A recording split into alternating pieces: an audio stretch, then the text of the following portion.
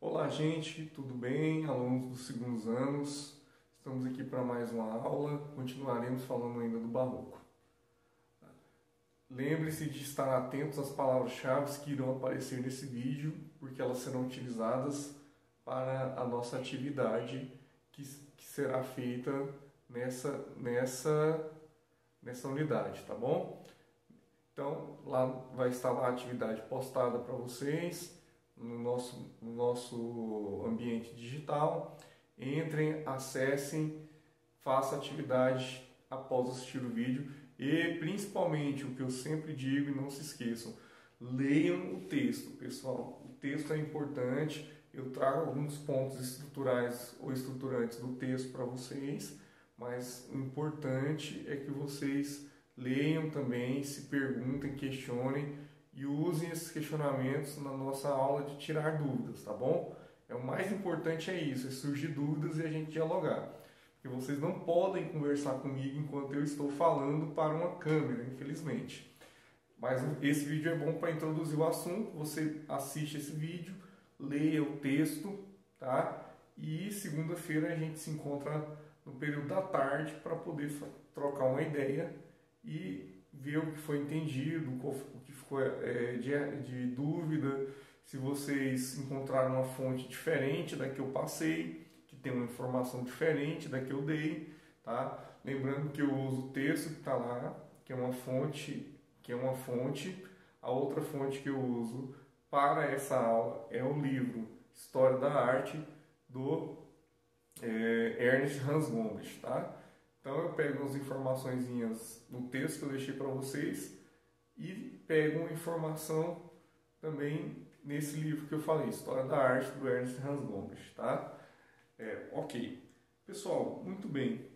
Na aula passada falamos de algumas características do Barroco que são importantes para entender o movimento e separá-lo do Renascimento. Foi basicamente essa aula, introduzir o Barroco, que foi confundido com uma continuação do Renascimento, mas conseguimos esclarecer esse mal-entendido observando características singulares que somente o Barroco tem, que é aquele subjetivismo que a gente pode chamar de paixão, o drama, mais especificamente o drama enquanto pós-ação. Não se esqueça que a palavra drama significa ação, tá bom? E a teatralidade, que é um aglutinador, que traz com isso tudo isso e soma-se a isso aquela utilização da luz misteriosa, né? Não é como essa luz, por exemplo, aqui, ó, está dando reflexo no meu óculos, mas se eu tirar o óculos eu não consigo acompanhar, eu fico surdo, mudo e cego também. Então, a luz do Barroco era algo fantástico, ela tinha vida porque ela não obedecia à racionalidade da dispersão da luz.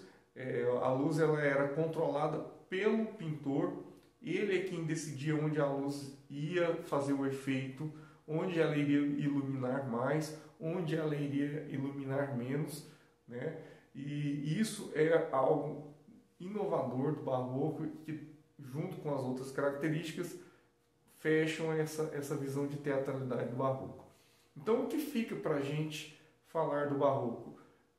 Fica a gente conhecer os trabalhos de alguns artistas. E hoje eu trouxe especificamente um artista, porque a gente precisa falar mais sobre as mulheres na arte, porque elas existem na arte. Por exemplo, que é um bom exemplo de que eu estou certo nesse sentido, me fala o nome de uma artista mulher do Renascimento. Não sabe? Então tá bom, vou dar uma colher de chá. Me fala o nome de uma artista mulher da Idade Média. Também não sabe? Então tá bom, eu vou ser camarada com você. Vamos lá para o Neoclássico. Me fala o nome de uma artista mulher do Neoclássico. Aí você vai me dizer, professor, mas a gente não chegou no Neoclássico ainda. Tudo bem, ponto seu.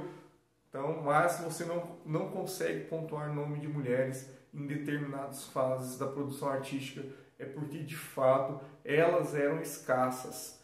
E nós temos um artista no Barroco que cabe uma aula inteira para falar dela, que é a Artemisia Gentileschi, que é uma artista considerada gênia desde a sua adolescência, recebeu as primeiras noções de pinturas com seu pai, tá? E que seu pai, que inclusive, vamos fazer um parênteses, seguia a escola de Caravaggio, ou seja, pintava a maneira de Caravaggio, que era também o grande sonho de Artemisia Gentileschi, né? Pintar a maneira de Caravaggio. Ela tentou entrar na escola de Caravaggio, mas adivinhe, ela é mulher, eles não queriam, as mulheres não se davam para esse ofício.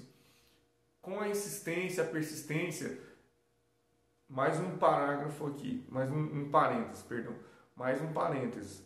Artemisia Gentileschi era consenso de que ela já pintava melhor que muitos mestres de sua época. O que ela precisava era de uma aceitação pública, alguém que atestasse o trabalho dela. Ela não estava indo para aprender o básico do ofício da pintura, isso ela já sabia e já fazia muito bem. O pai dela, inclusive, quando chegou num determinado momento da vida deles, né, disse que não conseguia ensinar mais nada para ela, porque ela já estava, até o ponto de vista da evolução dele, zerada, não tinha mais nada. Ela zerou a questão da pintura com o pai dela, então é por isso ela procurava a escola de Caravaggio. Não foi aceita. Um outro artista que também era um caravagista, vamos dizer assim, ele aceitou Artemisia em seu ateliê para atestá-la, né, como um artista, só que isso levou a um grande problema, né, a um grande problema para Artemisia, porque ela foi estuprada por Agostini de Tarso, tá? Ou Agostini Tarso. E isso é algo marcante porque ela era uma cidadã romana e era uma mulher muito forte, de uma natureza muito forte, e fez o que era o correto nesse sentido. Denunciou Agostini Tarso às autoridades. Ele foi preso, porém recebeu julgamento.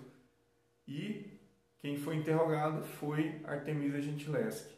Só que a interrogação naquela época não era igual hoje, que você vai, senta bonitinho na frente do juiz, ele pergunta e você responde. Naquela época você tinha que responder as questões que o juiz te perguntava sendo torturado, né? E no caso dela foi usado uma espécie de um garrote de dedo, em que apertava-se os polegares até que eles praticamente se rompessem, né? Os ossos rompessem, e para ver se a pessoa realmente continuava afirmando aquilo.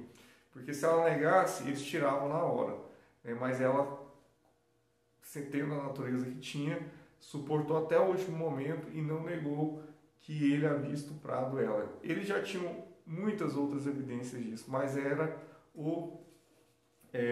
a forma com que eles faziam o julgamento naquele momento, né? Fala assim, professor, então hoje nossa aula é a triste história de Artemisia Gentileschi. É também para poder enfatizar a força que essa mulher tem, no sentido de, mesmo sofrendo tantas injustiças do ponto de vista da sociedade artística da época, da comunidade artística da época, em que mesmo sendo uma pintura extremamente hábil, que era notável como ela era maior que os artistas da mesma região da qual ela morava, que os trabalhos dela ficavam muito, mas muito superiores aos artistas da mesma época, ainda não ter a sua aceitação por ser mulher. Então é importante sim falar disso e falar que ela teve que brigar por isso, que isso não veio de forma tranquila. Ela teve que sair da cidade que ela morava, o pai dela inclusive arrumou um casamento para ela, tá? Porque quando a mulher perdia sua pureza, ela não podia ficar, né, solteira, então arrumou um casamento para ela e ela foi para outra cidade, tá, onde ela começou a pintar.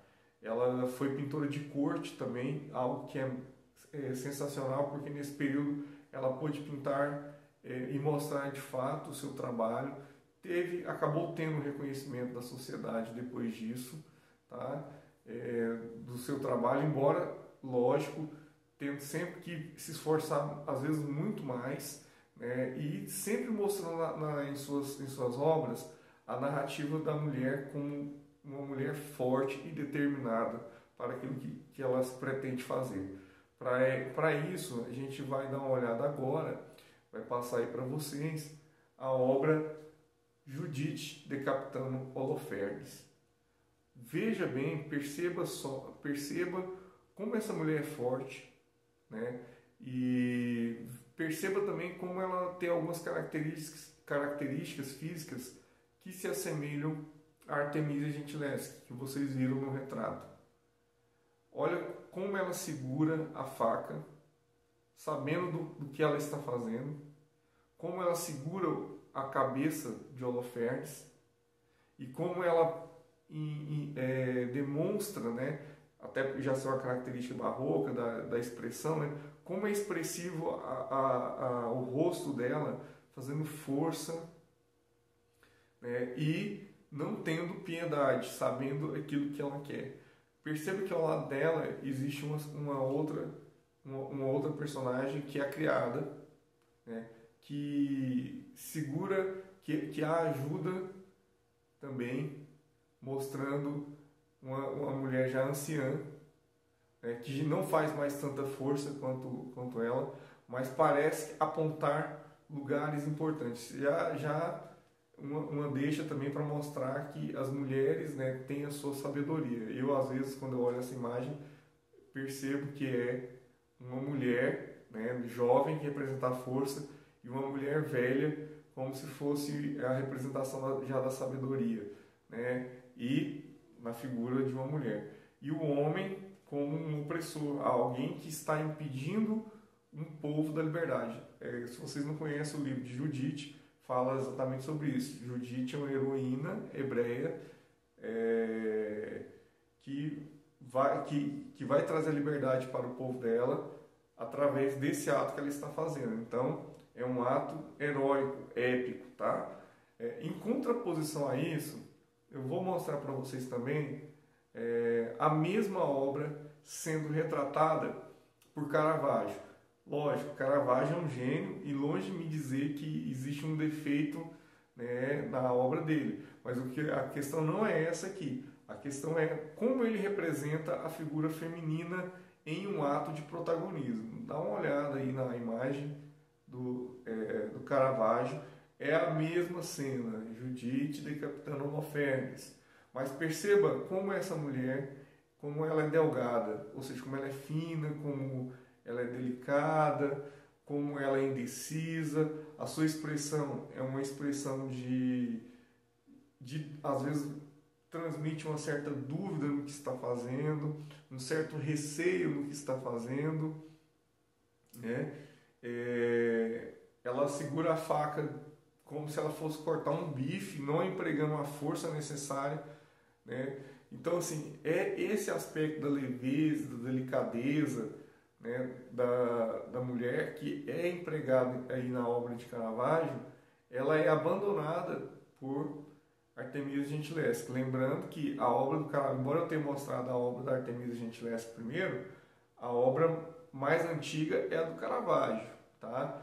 Que ele pintou no final do século XVI, e como ela é uma admiradora de Caravaggio, provavelmente ela questionou muito a fragilidade apresentada por Caravaggio nessa mulher, porque ninguém vai decapitar um homem que tem uma força, que tem uma estatura, né, como se estivesse cortando um pedaço de bife no prato, né? Não vai. Vai ter que exigir uma força, uma tenacidade, uma vontade, inclusive, né, uma decisão, um ato de decisão. E isso não é mostrado, não é dessa forma que é mostrado aí, como vocês viram na obra do Caravaggio. Como eu disse, não é comparar um artista para dizer que pinta melhor que o outro. É como os artistas enxergam a mesma cena. E eu sou suspeito para falar porque eu adoro o trabalho da Artemisia Gentileschi, não apenas esse, muitos outros trabalhos dela em que ela sempre vai colocar a mulher numa narrativa forte, tá? Numa narrativa de domínio da situação, tá? Eu vou colocar aqui outras obras da Artemisia Gentileschi para vocês verem esse papel da mulher. Tá bom? E vou encerrar o vídeo com essas imagens. Bem? Falou, gente. Bons estudos para vocês. Vamos estudar.